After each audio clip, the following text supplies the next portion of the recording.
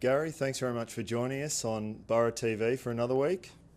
Fantastic win against Williamstown in difficult conditions. We really took our chances near goal in the first term, I thought.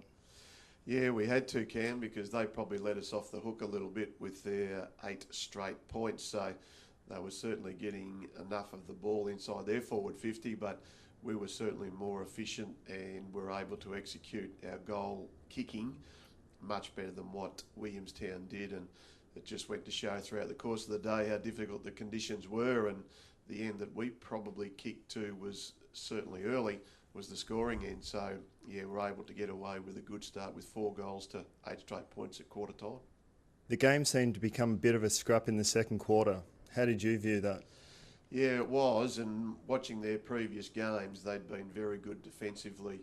Williamstown tend to play a real man-on-man style of game, especially when the opposition get the ball, so they're certainly trying to locate and actually deny, I guess, what you would say a fluid style of game. And we had to guts it out and tough it out, and I thought our resolve and resilience was great throughout the course of the match. And certainly that first half, which was evident by the way the scores were, that there really was a very defensive game building. So it was probably going to be a case of, if the door opened as far as offensive scoring opportunities went, then we had to actually nail those. So it was a patient game, but also too, I thought we matched their defensive efforts very, very well on the day.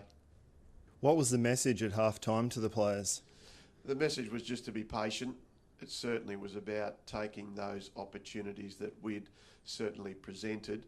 We probably felt that we'd just given those situations to Williamstown, especially in front of goal in that second quarter, were probably a little bit too easy, although one of them was probably a red-hot decision that went against one of our boys just on the goal line there. So we're probably a little bit unlucky, but it certainly was indicative to me that the guys were up for the challenge, and if there was going to be an opening, we had to make sure we nailed it. And I thought about halfway through the third quarter, that offensive side of our game just increased, and we're able to score a couple of quick goals about halfway through that third. And I probably thought our forward entries after that, we could have been a little bit further in front at three-quarter time, although we just wasted our entries inside 50, and of course they got 2 quick goals just on three-quarter time. So it was going to be about, once again, our ability to handle their pressure. And certainly once we got the ball inside 50 with some deeper entries and some smarter entries, I thought we were able to take the game, and we won with a little bit to spare, I thought, in the end. Dan Noonan and Sam Fleming were outstanding for us. You must have been thrilled with our defensive work. Oh, absolutely. To keep Williamstown to 4 goals and to have 2 of our key posts in defence playing really, really well. And I thought it was Dan Noonan's best game for the year, and we know Sam Fleming is just an absolute star. So for Dan to take intercept marks, to repel their forward thrusts, I thought both him and Sam and Toby Pinwell were certainly great players for us on the day in what, as we saw, was very, very difficult conditions. Our players showed good composure at critical times. Would you rate this the best 4-quarter effort so far in 2014? Yeah, I'd have to, Cam. I thought our ability defensively to just keep them to 4 goals, and certainly us to kick 10 in, as we know, were very, very windy conditions, to keep our composure. I thought we played some really smart footy in that last quarter, and I think that was evident with Jimmy Magna getting a free kick, and then of course just able to hold on to it slightly, and then Josh Capone led into a little bit of space, and there were just some really crucial build-ups, and the way we constructed our play I was very, very happy with in the last quarter, and it became difficult for Williamstown to combat that and to run away with not only a 4-point win, but also to another away win. I think just makes what we've been able to achieve in the last month pretty pleasing. Sandy Robinson was a great fall for Dave Fanning. Are we likely to see more of him this year? Yeah, I'd like to think so. I think Sandy's been able to come into a team and play a particular role. It just probably eases the burden if he can actually do the ruck with David. It takes a little bit of the heat off Adrian Bonadeo, who we know can take some pretty big pack marks deep inside the forward line. So if we can not fatigue him as much. And I thought the longer the game went yesterday, the more Sandy Robinson seemed to be able to adjust to the tempo, and He's obviously coming out of Port Fairy, and of course the level that we're playing at here is a big step up. And he was a bit stiff a couple of weeks ago when we had a game against Collingwood. We thought the ground was a little bit heavy and we probably needed more run, and Chris Michaelides came in at the expense of Sandy. But Sandy went back to the reserves and got some good form, and he's really got to use his athleticism and his ability to jump and take on the opposition ruck, especially someone like Meese who's been around for a fair while. I thought it certainly helped our ability to spread the workload, especially in the middle of the ground. At what stage did you think we crack Willie open to win?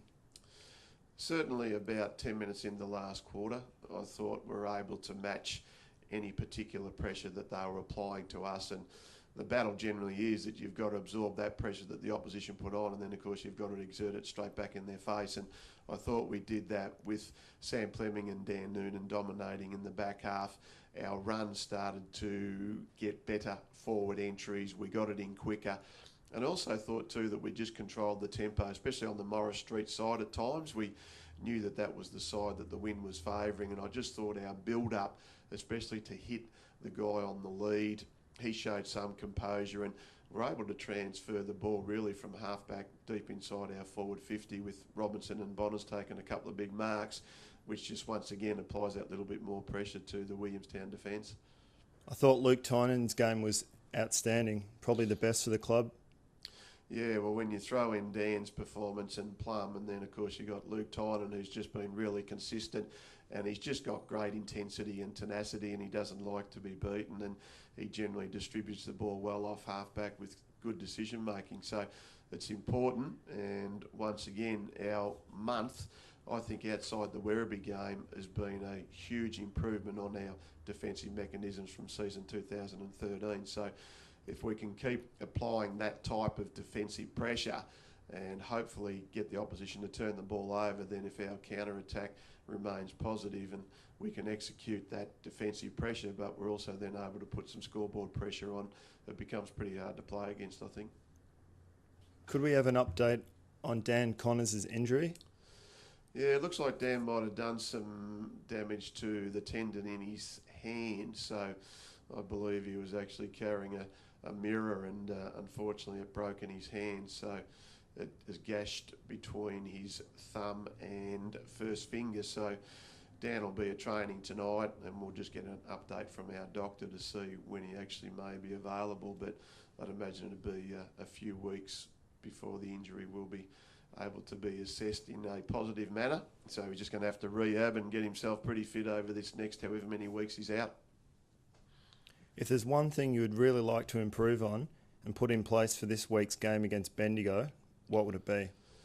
I think just once again our consistency and the four-quarter performances, because we obviously build ourselves up for a game against the old foe, but certainly we can't relent on that intensity and that effort, and Bendigo will certainly be a difficult opposition. No one likes to be beaten by 100 plus points, and that's what happened to Bendigo last week. So just because we've been able to account for Williamstown, it's going to be just as hard this week to try and get over Bendigo, and it is back at home.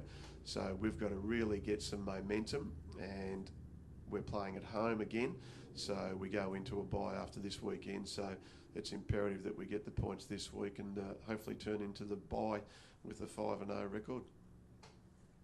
Gary, thanks very much for joining us on Borough TV. Always a pleasure, Cam, after we win. Borough TV is a Port Melbourne Football Club production.